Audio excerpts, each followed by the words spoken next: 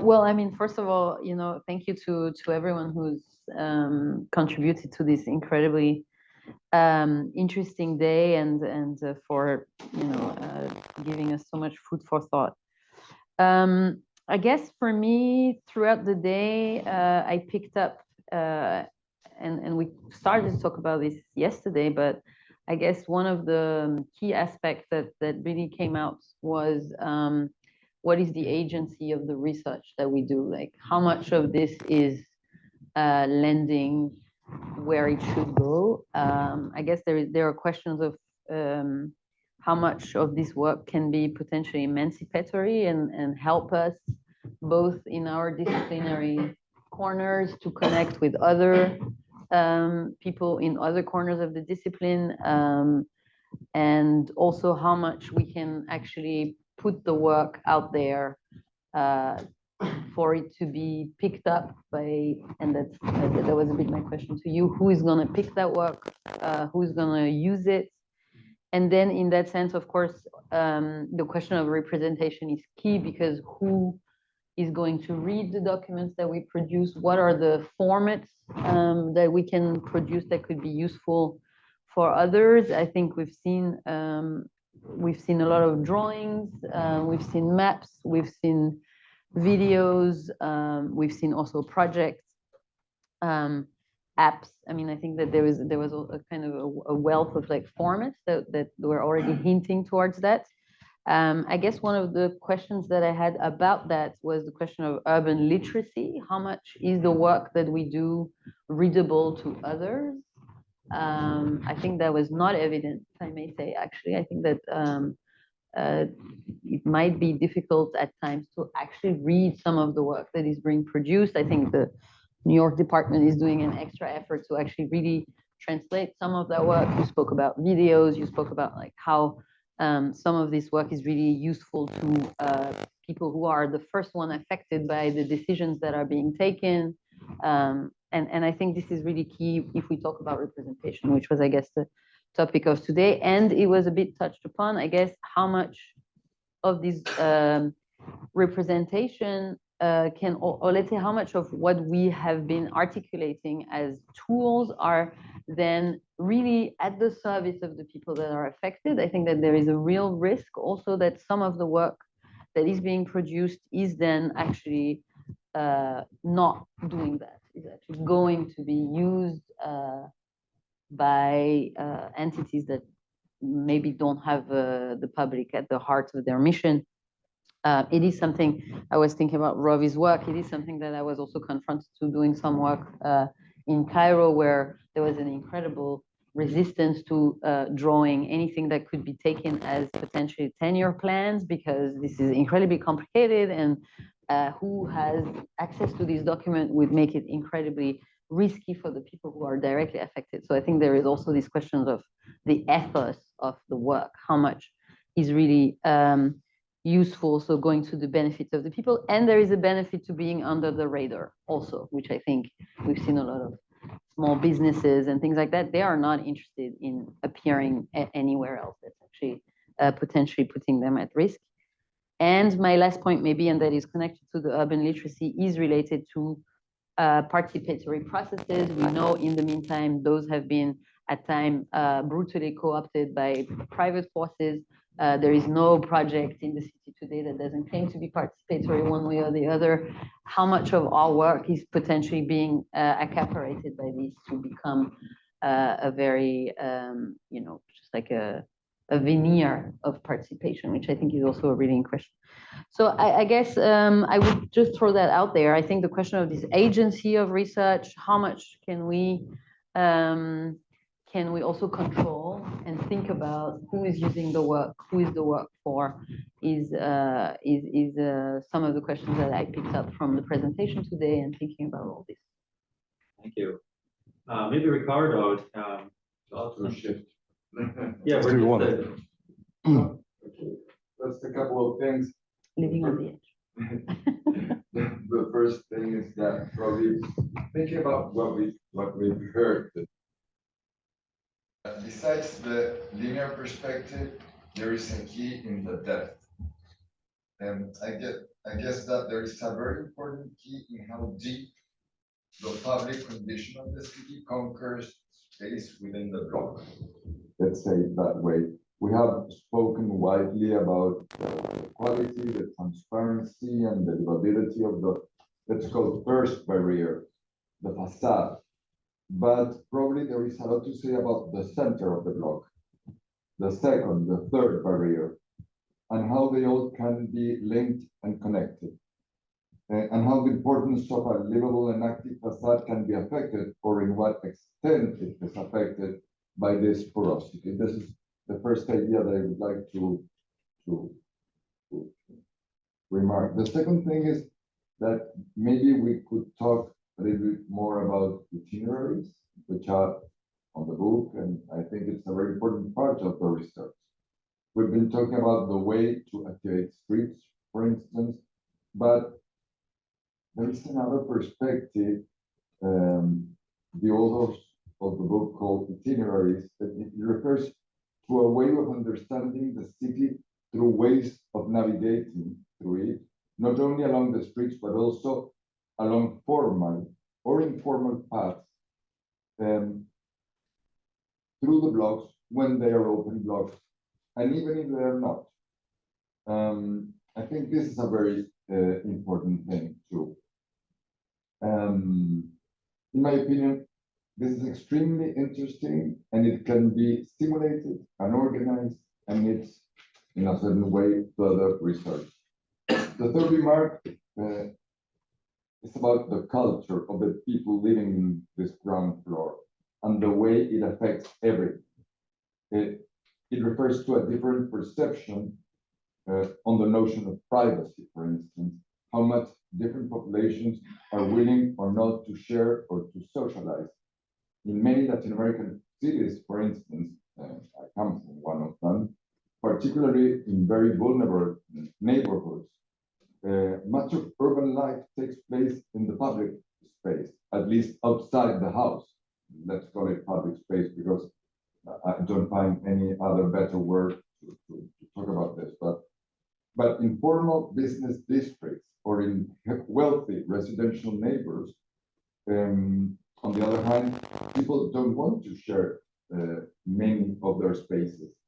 They're probably more concerned about privacy or security issues, and this idea of sharing the spaces is completely different. So there's something there, I guess. But there is a remark also about one of David's principles in the book.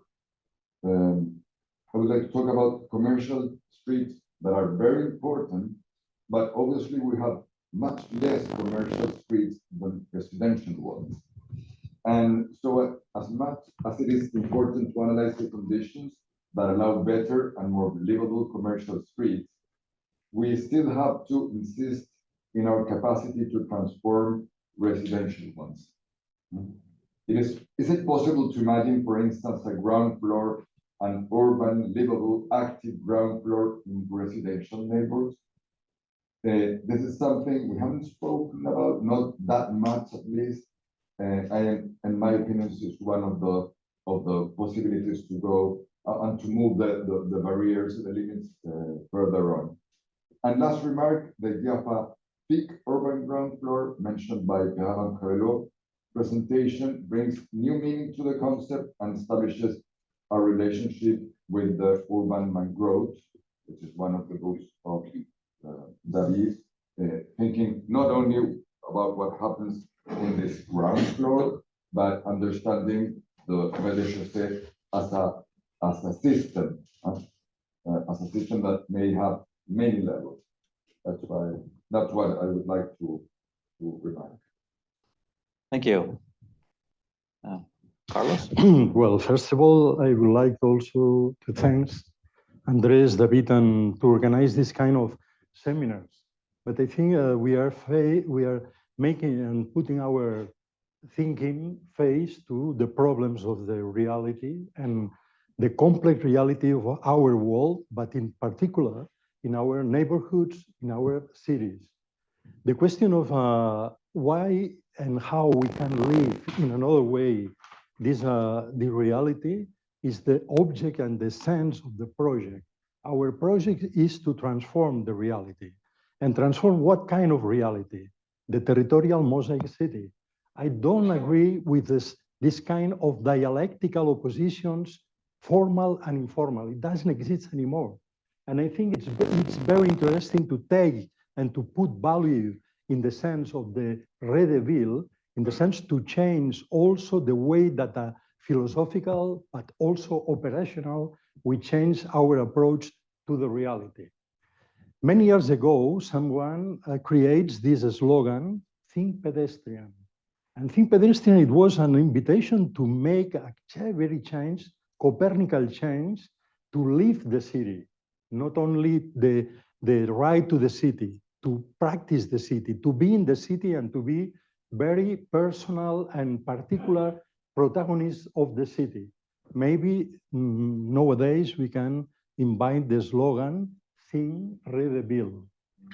And what is very curious is in our context, English culture, to take a French word and to assume this kind of word. And I like very much this idea of to be the point of view of a culture, to be pan-culture. I mean, to take a lot of apports and a lot of thinkings who comes from different realities. Thinking or think redeville, it means that redeville is an ecosystem.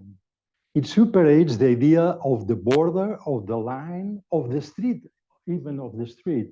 And redeville becomes an ecosystem.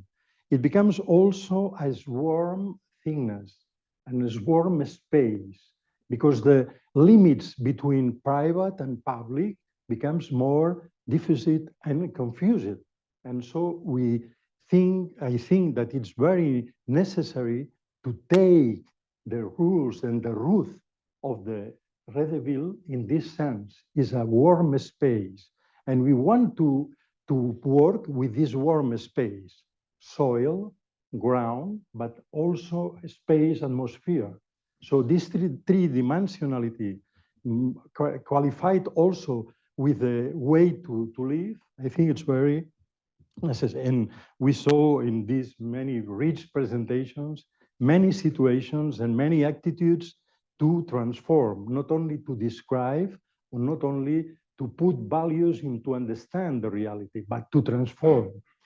The other idea that I think it's very, for me, it's interesting is that redeville is a device.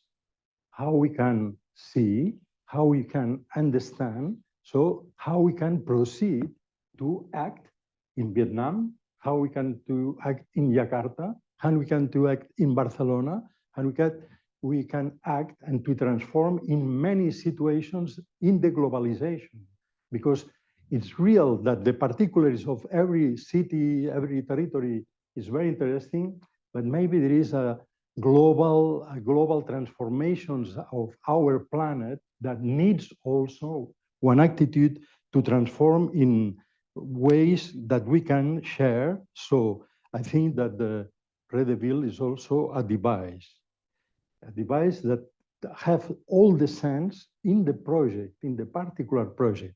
When I saw the changements and the transforms in the periphery, I think that is the real approach. Yesterday we saw this marvelous driving by Lina Bobardi in Paulista. We understand the three-dimensionality, we understand the practice of life, we understand the questions of gender. So I think redeville is a complex system, not the only one, of course, but is a complex system to abort, to face the reality. Finally, I would like this idea of what is very marvelous in this complex and difficult territory, to create the infinite continuity, to promote the passage everywhere. So in this sense, and I finally, my intervention with this idea, I think redeville, we can say it's also the everyday social agora, the everyday social agora. It's a new agora. in many places, we can see in Peru, in Lima, these neighborhoods that I don't denominate it informal. It's pieces of space. In these spaces, there are maybe no streets in the regular, in the traditional sense, but there is many symbolic with IDN, very particular. So I think Redeville, we can say, David, I like to think Redeville as a everyday social agora, the new agoras of the contemporary territories. Thank you, Carlos. What's also been fascinating to me, part of how we try to frame and invite the presentations to this particular gathering was to interrogate the different forces of change that are subjecting the urban ground forest today, whether they be climatic or changes in the retail landscape or in the transportation sector or just social norms changing over time. And I think we've seen a pretty interesting range of those over the 2 last days. And I think I was really struck today by myself to see that this,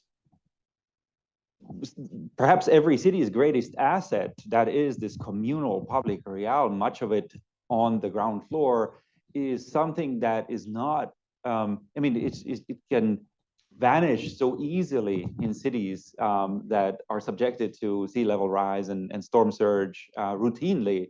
It's just mind-boggling to see that kind of a transformation so routinely, and the consequences of which, I mean, are enormous to extrapolate. But also we saw, I think, conversations about the changing nature of retail and all of these yesterday in more depth. And I think they set a really interesting agenda to maybe for next meetings around this. The other thing that I remarked that was kind of interesting to observe, I think, is we can treat and think about urban ground floors both as a kind of an emergent phenomenon that is only created by myriad actors with nobody in particular in control. They're social creations. They're not designed for the most part, by anyone in particular. They're just things that are very complex and evolve over time. And at the same time, if we think about positive change or transformation, we also have to think about them in some ways as projects of what institutional or policy mechanisms or legal mechanisms or sometimes just design interventions can change them for the better, hopefully. But I think the approach from both the kind of a research side and really trying to look at them as phenomena we try to understand, comprehend, and make sense of, and then from a design perspective, also something that is an object of change in its own right. Without further ado, I want to really maybe open this up to anyone who's in the attendance today and wants to share some thoughts over the last 2 days. Yeah, I see a couple of hands up. So maybe first here, yeah. Yeah, thank you very much. I really enjoyed it. I'm today and reflect on what you said. So I'm from Cairo and I couldn't help to reflect all of what I heard the past 2 days in Cairo and Egypt especially, and in a place where space is really scarce and the potential of how spaces can be used, multiple activities at different times of the day, and where space is really contested. I would say I would see things much more different when reflecting on the urban ground floor. So we have a lot of potentials of uses and maximizing the use value of the space, and space changes drastically from different times of the day. And actually, this has been a really important tool into our work as a private development company into proposing urban interventions. That this in-depth study of what's happening on the grounds and the different types of users and different social networks that exist and how they exist together into one space, into really understanding and proposing how these spaces work. Sometimes we would have a single space, would have multiple there, but activity and like to think about vertically different levels other than that horizontal space. And this has been like really helpful into working with the public sector.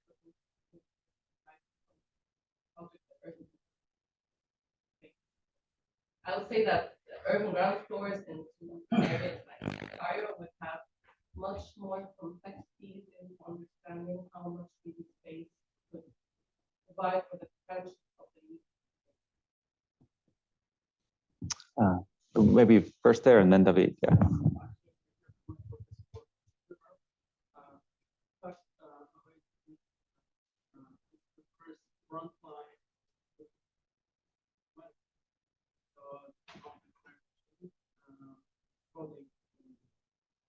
Which would affect first all of it is that first defender that we can trust on start reading threat. So it's the people for emotions, and that means that we have to start from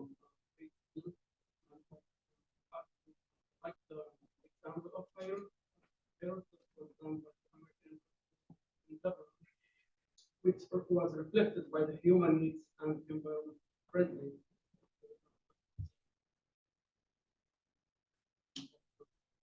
Actually, in my country, we have a city, coastal city, which is lower than the sea level in centimeters.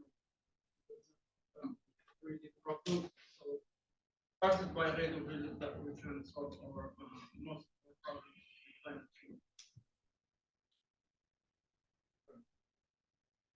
Yes, maybe it's a time of effective results and perspective. So, yeah, I provide. So first, I want to thank Andres because he was the one who built the program in 4 parts, and I think it was quite well. And in fact, the guest raise the invitation. So if we look at the 4 parts,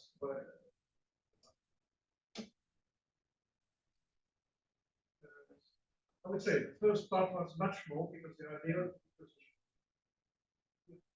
make it here in the States to understand. 6 years we worked mostly, we didn't work on States. So what was the difference? So I would say that what I heard is that a lot is focused on commercial and a lot is focused with on comprehension of because the translation of Redgate was proposed by Andres as urban ground floor. People understand much more than the public spaces. And still in the differences between public and private. So this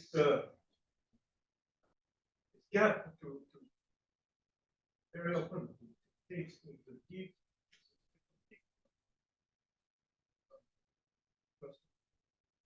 press it is very important.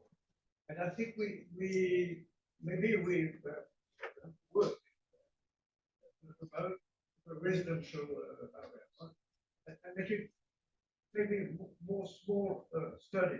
I like very much the Margaret Cosmore presentation.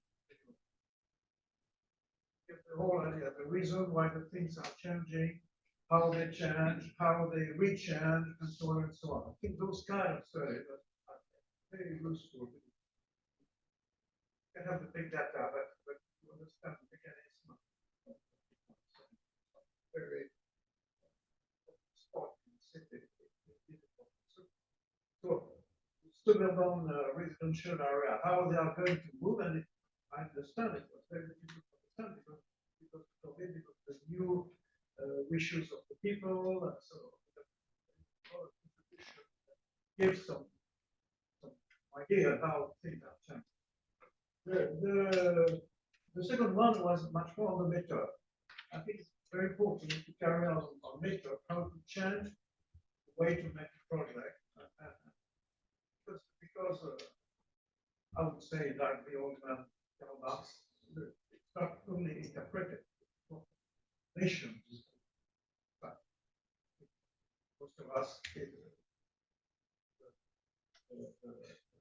the idea. So we have to make a connection with the professional and with the teaching to change our method of project and of course of design. And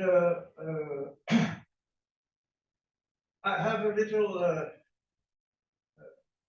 you know, because the ambiguity between Benji and urban workflow. So the ambiguity was a translation, but we are a bit lost in translation. Because I think Redville, like Carlos just, is a more open word than urban workflow. I wish, I don't want that urban workflow became more valid in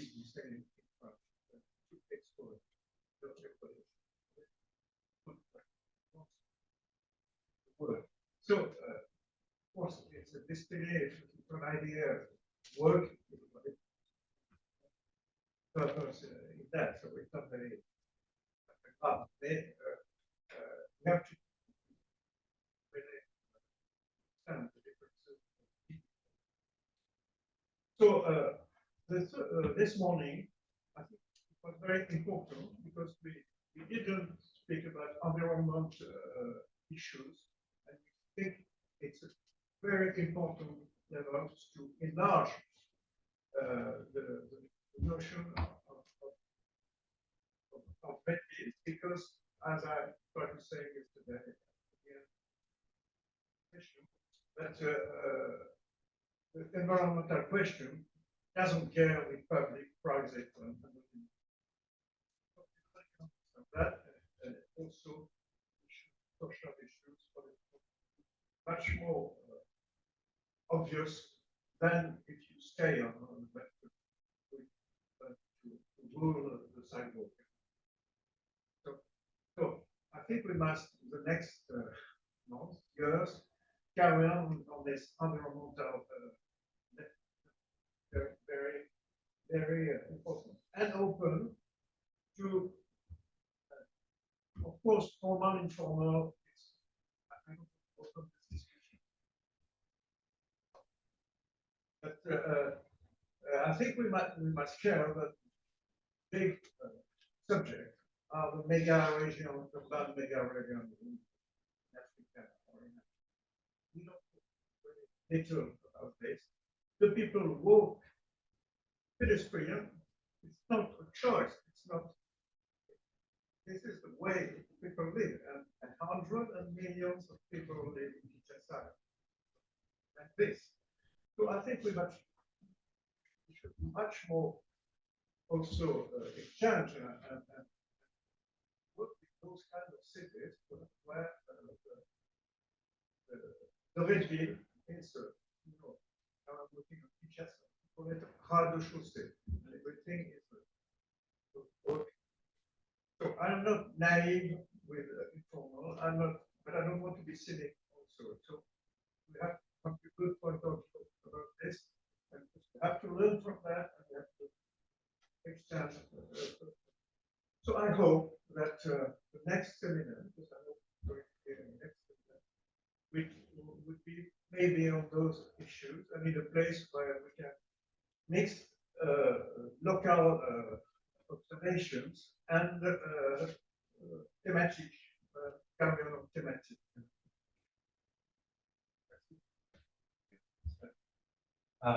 Just briefly to reflect on this, and this maybe ties back actually to some of Margaret's other work, but there does seem to be a real obsession in urban design, literature, and work with lively, vibrant places, right? But much of the city is not that. As you also point out, much of the city is quiet and residential and all sorts of different dynamic layout. And to bring that more to the focus, so also understanding what good places do for the communities that use them is, I think, a really interesting way of broadening also the urban design theory and literature that is overly probably centered on city centers, historic cores, historic layers, and diversity of place, which is fascinating to all of us, but just constitutes a small fraction of today's cities. So Burnett hand up, yeah.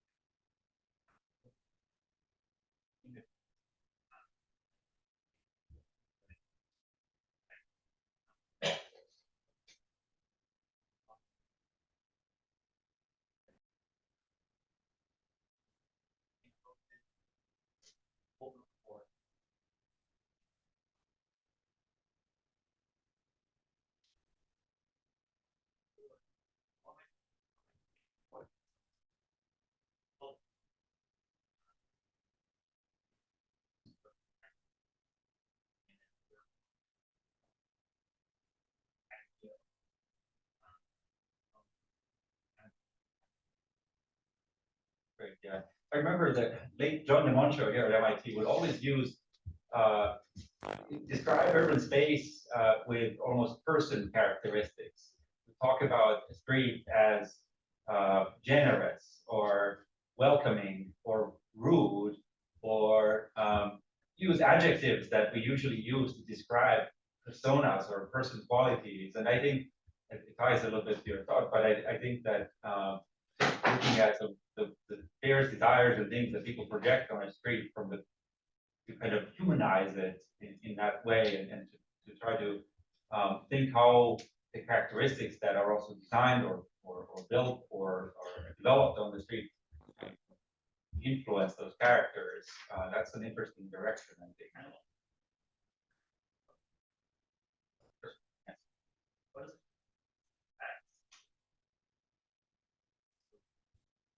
Mhm. You sort of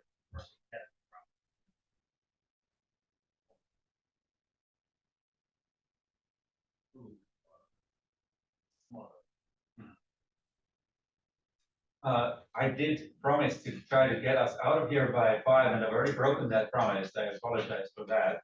But I wonder if anyone wants to. I know we started this whole session with Hashim saying a few words, and I see him back in the audience now, and I wonder if you want to say anything, or shall we just say let's. Just want to say thank you all for a very stimulating 2 days. I saw bits and pieces of them, not everything, but I did read the papers, and I feel like, as everybody seems to be suggesting, this is a step towards yet another event. But I feel maybe beyond the events that we can think of ways that we can collaborate together on concrete projects that we can, now that the network has been established, we can test them on the ground, as it were. But as I think David said, this is to be continued. Thank you, everybody.